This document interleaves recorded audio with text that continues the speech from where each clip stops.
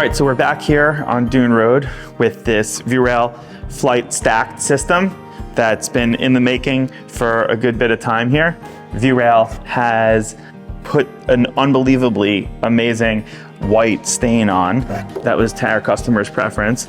And these treads are gonna pop in like this. And so the step of the process we're at right now is taking the unfinished temporary construction stair base frame of the system and cladding it now with all of the treads, the risers, and what they call the counter treads and risers, which go under the staircase, because this staircase, you can see the bottoms, the sides, everything.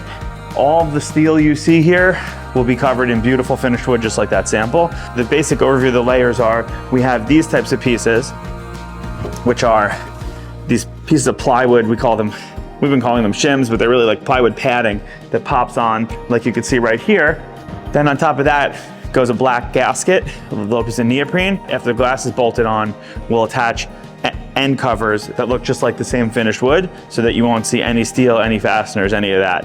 As it relates to the staircase itself, like I said, we're gonna be putting these tread pieces on, but the first step we have before we do that is to actually build the platforms, put the cladding on the platforms on the tops, then treads, then the backs of the treads, then the underside, and so on from there.